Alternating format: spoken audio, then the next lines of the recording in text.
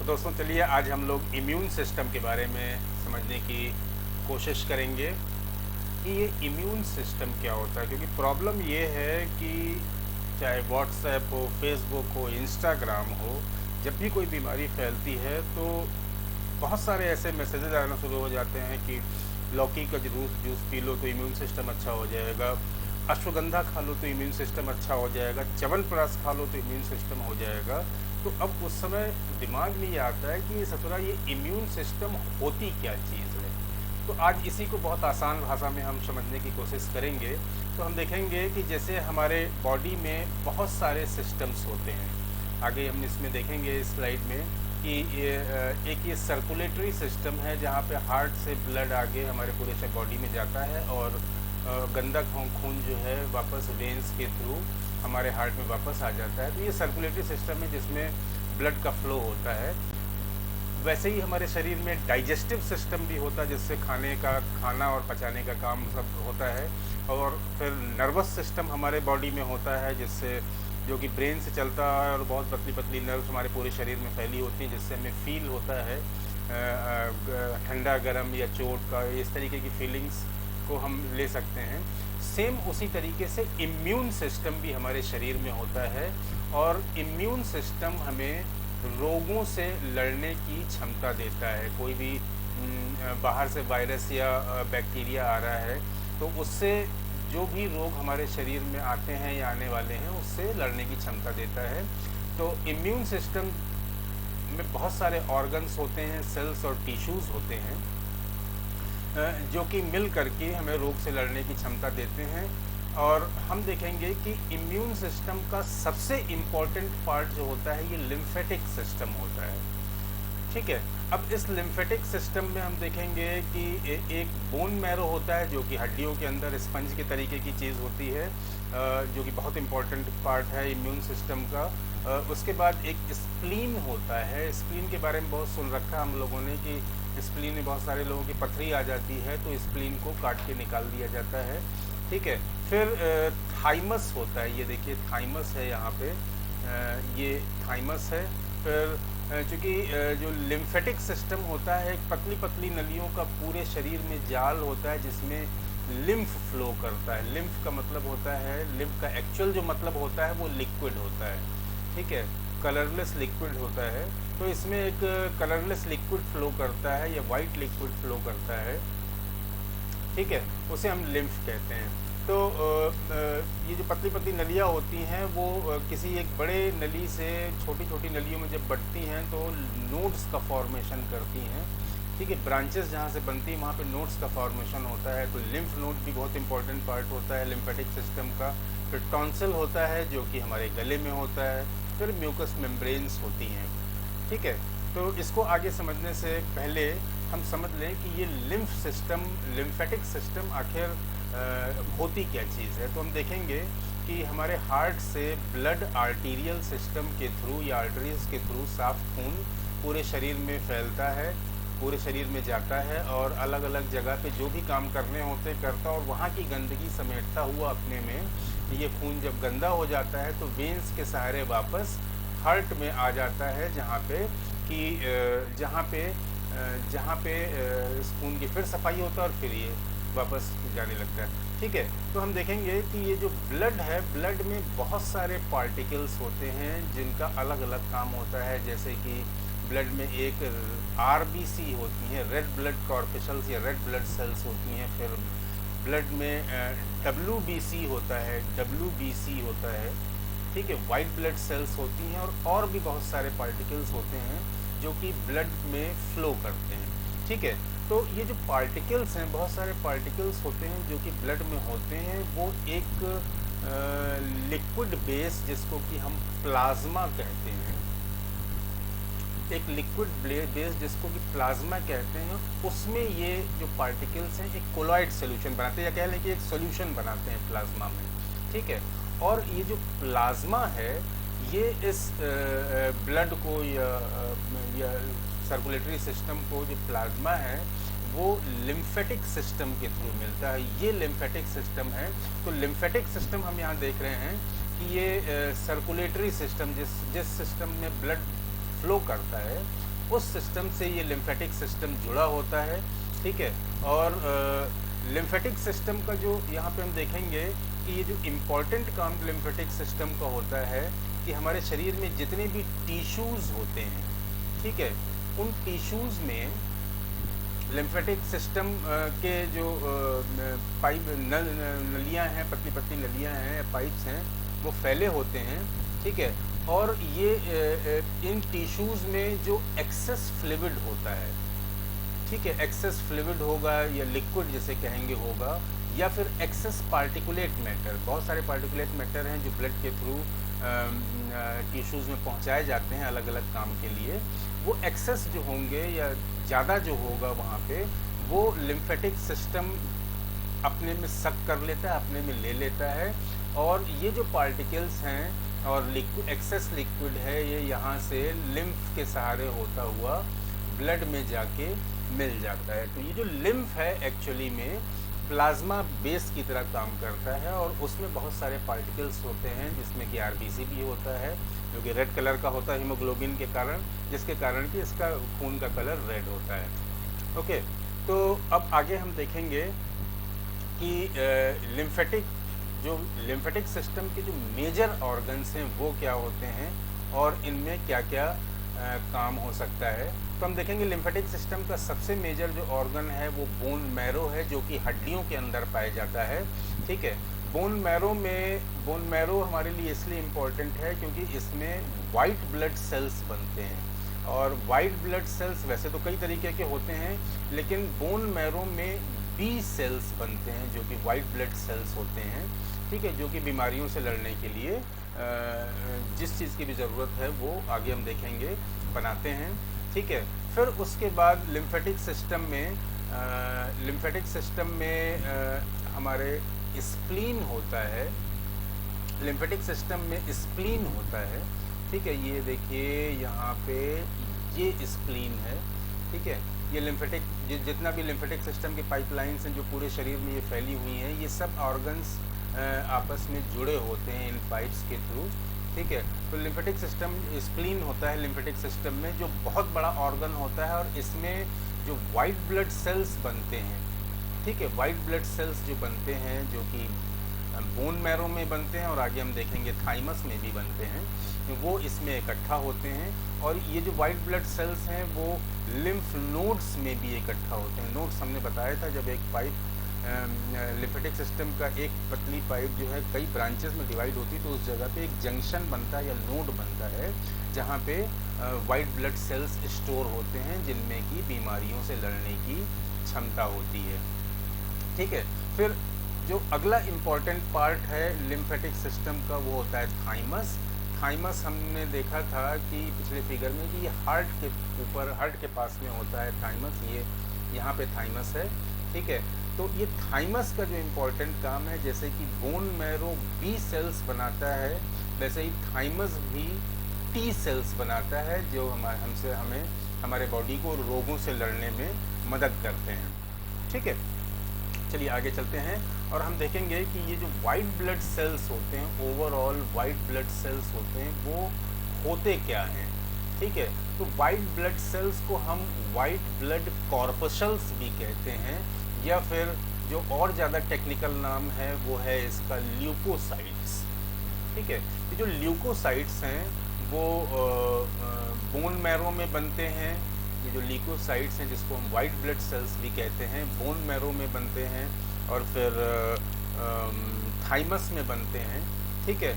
तो ये जो ल्यूकोसाइट्स होती हैं वही एक्चुअली में हमें बीमारियों से लड़ने में मदद करती हैं।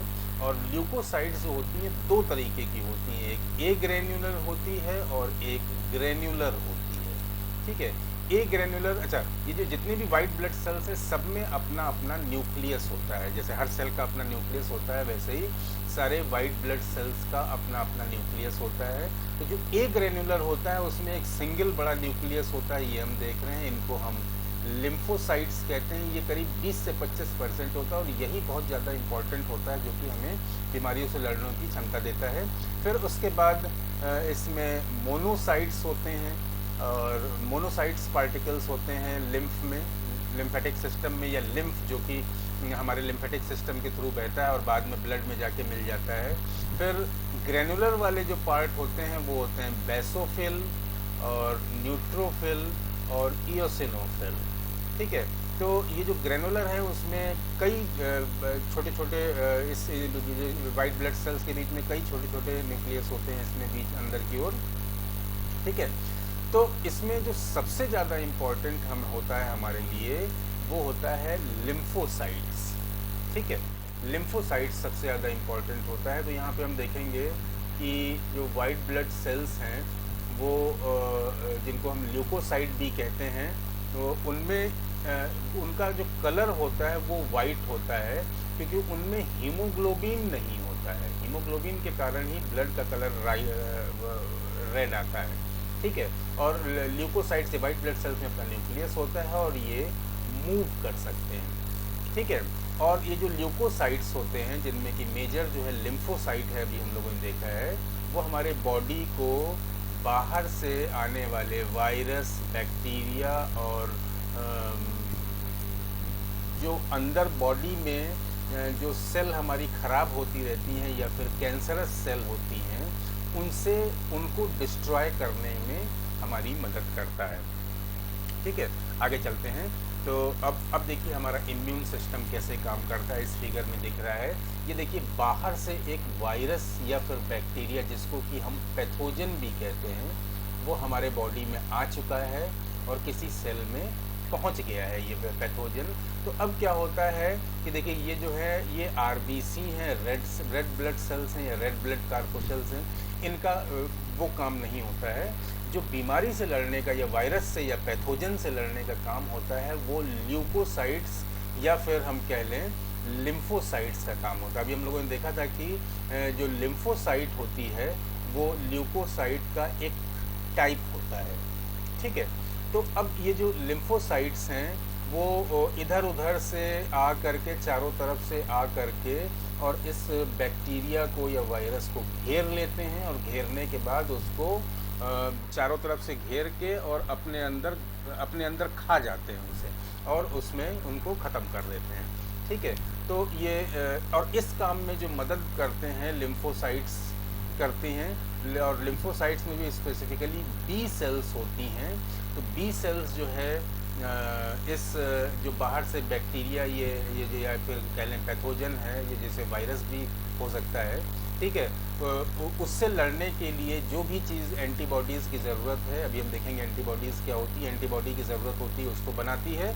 और टी सेल्स जो होती है, जो कि थाइमस में बन रहे थे, अभी हम लोगों ने देखा था, वो इस एंटीबॉडी का इस्तेमाल करके और उस वायरस को, ये जो वायरस है इसको डिटेक्ट कर लेता है और उस बी सेल्स के द्वारा बनाए हुए एंटीबॉडीज़ का इस्तेमाल करके इस वायरस को ख़त्म कर देता है। ठीक है, तो आगे और डिटेल में हम इसमें देखेंगे कि जो लिम्फोसाइट्स होती हैं, ये जो लिम्फोसाइट्स होती हैं वो दो तरीके की होती हैं। पहले तो बी सेल्स हो गई। तो अब देखिए बी सेल्स का क्या काम है, और बी सेल्स हम लोगों ने देखा था ये बोन मैरो में बनता है। ठीक है, बोन मैरो हड्डियों के अंदर होता है, बोन मैरो में बनता है।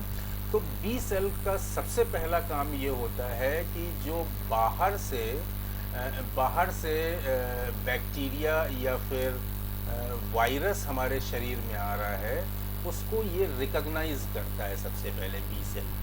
ठीक है, और इसको रिकॉग्नाइज कैसे करता है, क्योंकि ये जो वायरस और बैक्टीरिया बाहर से आते हैं उनमें प्रोटीन होता है जिसको कि हम एंटीजन कहते हैं। ठीक है, इस प्रोटीन को ये पहचानता है, बी सेल रिकॉग्नाइज करता है कि कौन सा प्रोटीन उस वायरस में है, और उस प्रोटीन को पहचानने के बाद उसको ख़त्म करने के लिए या डिस्ट्रॉय करने के लिए एक इम्यूनोग्लोब्यूलिन बनाता है जिसको कि हम एंटीबॉडी भी कहते हैं। ठीक है, तो जब बी सेल इस एंटीबॉडी को, बी सेल जो होगा एंटीबॉडी बना देगा, और ये जो एंटीबॉडी बनाएगा वो भी एक प्रोटीन होता है। ऐसा नहीं है कि ये कोई और चीज़ होता है, तो वो भी एक प्रोटीन होता है। लेकिन ये जो एंटीबॉडी का जो प्रोटीन होता है वो बैक्टीरिया या वायरस को मारने के काम में आता है, और ये जो एंटीबॉडी बी सेल बनाता है वो बैक्टीरिया का ही प्रोटीन, जिसको हम एंटीजन कहते हैं,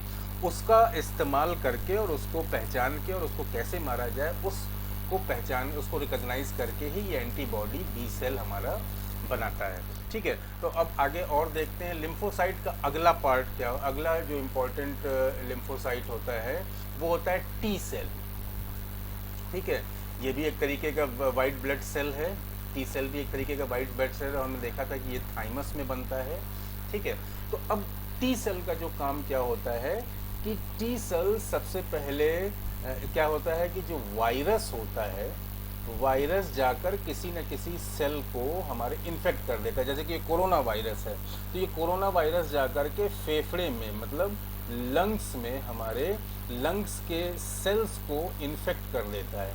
ठीक, तो अब ये टी सेल क्या करेगा कि उस वायरस को पहले पहचानेगा कि जो सेल में या सेल में जो वायरस घुस गया वो कौन सा वायरस, तो उसको पहचानने के लिए क्या करता है कि जैसे मान लिया कि ये सेल है और इसमें जा कर के ये एक कोई वायरस इसमें जाके घुस गया, तो ये वायरस घुसता है तो ये इसके सरफेस पे प्रोटीन्स छोड़ देता है, जिसको कि हमने अभी देखा था एंटीजन्स कहते हैं, वायरस स्पेसिफिक एंटीजन। ठीक है, तो ये टी सेल क्या करेगा, ये टी सेल क्या करेगा, इस एंटीजन को पहचानेगा। ठीक, और इस एंटीजन को पहचानने के बाद वो बी सेल से, जिसने कि पहले ही इसके लिए, इस एंटीजन के लिए, इस एंटीजन के स्पेसिफिक एक एंटीबॉडी बना चुका होता है, वहाँ से एंटीबॉडी ये टी सेल ले लेता है, और फिर टी सेल जा कर के टी सेल घुसता है इसके अंदर, और टी सेल घुसेगा कैसे, ब्लड के थ्रू घुसता है, क्योंकि हमने देखा था कि lymphatic system blood circulatory system से जुड़ा होता है, तो ये टी सेल बी सेल सब ब्लड में डाल दिए जाते हैं। ठीक है, और घुसेगा और इस वायरस को यहीं पे ख़त्म कर देगा यहाँ पे, और जब वायरस को ख़त्म कर देगा तो ये पूरा सेल, अब इसमें पूरे सेल में वायरस आगे नहीं बढ़ पाता है। ठीक है, और नहीं बढ़ पाता है तो ये फिर क्या होता है कि ये पूरा सेल जो है हमारा वायरस से फ्री हो जाता है ना, और हम उस बीमारी से आसानी से लड़ पाते हैं। ठीक, तो ओवरऑल हम देखेंगे कि इम्यून सिस्टम का जो काम है, सबसे पहला काम ये होता है कि जो बाहर से जर्म, बैक्टीरिया या फिर वायरस हमारे शरीर में आ रहा है उसको पहचानेगा। ठीक है, और उसको पहचानने के बाद उस बैक्टीरिया के स्पेसिफिक प्रोटीन्स को पहचान के, बैक्टीरिया में जो प्रोटीन होता है उसको पहचान करके उससे लड़ने के लिए एक एंटीबॉडी बना देगा। वो ये भी एंटीबॉडी भी एक प्रोटीन होता है जो कि बैक्टीरिया को मारने के काम में आता है। ठीक है, फिर क्या होता है कि ये एंटीबॉडी का इस्तेमाल करके उस बैक्टीरिया को मार दिया जाता है और हम उस बीमारी से आसानी से लड़ लेते हैं। ठीक है, अब हमारा जो इम्यून सिस्टम होता है, ये जो जितना भी इम्यून सिस्टम के बारे में हमने बताया है, ये कोई ज़रूरी नहीं है कि जैसे ही हमारे शरीर में कोई जर्म या वायरस हमारे शरीर में घुसे तो वो तुरंत पहचान लेगा कि कौन सा जर्म हमारे शरीर में घुसा है। ठीक है, कुछ लेट भी हो सकता है, बी सेल्स को पहचानने में थोड़ी सी टाइम भी लग सकता है कि कौन सा वायरस या कौन सा बैक्टीरिया हमारे शरीर में घुसा है, तो उतनी देर में हम बीमार तो पड़ जाएंगे, लेकिन कुछ देर बाद क्या होता है कि ये जो बी सेल्स हैं वो उस वायरस को पहचान लेते हैं और उसके स्पेसिफिक एंटीबॉडी बना लेंगे और फिर उस वायरस को जा कर के ख़त्म कर देंगे, और तो जिससे कि हमारी बीमारी दूर हो जाएगी। तो पहला काम ये करता है। ठीक है, और दूसरा काम ये क्या करता है इम्यून सिस्टम, कि इम्यून सिस्टम जब एक बार किसी बीमारी से लड़ लेता है तो उसको याद हो जाता है कि ये कौन सा जर्म हमारे शरीर में पहले आया था और उसके लिए उसने कौन सी एंटीबॉडी बनाई थी उस जर्म को मारने के लिए। ठीक है, तो फिर जब भी बाद में कभी हमारे बॉडी में सेम वही बीमारी आती है तो इम्यून सिस्टम हमारे, या कह लें टी सेल्स या और भी सेल्स होती हैं, इसमें मेजर इम्पॉर्टेंट काम टी सेल्स का होता है। ठीक है, वो उस जर्म को तुरंत पहचानती हैं और तुरंत जो पहले से मौजूद एंटीबॉडी हो या फिर तुरंत बी सेल्स के थ्रू एंटीबॉडी बनवाना हो, उन्हें बना करके और उस एंटीबॉडी को ले करके तुरंत जो है उस जर्म को डिस्ट्रॉय कर देती हैं। तो एक बार हमारे शरीर में एंटीबॉडी अगर जनरेट हो जाते हैं तो वो बीमारी अगर बार बार भी मेरे शरीर में आती है तो तुरंत इम्यून सिस्टम उसको पहचान करके उसको ख़त्म कर देता है। तो दोस्तों ये पूरा इम्यून सिस्टम के बारे में हमने समझने की कोशिश की है और उम्मीद है कि आपको बहुत पसंद आया होगा। अगर आपको पसंद आया है और समझ में आया है तो इस वीडियो को ज़रूर लाइक करिएगा और शेयर करिएगा। Thank you.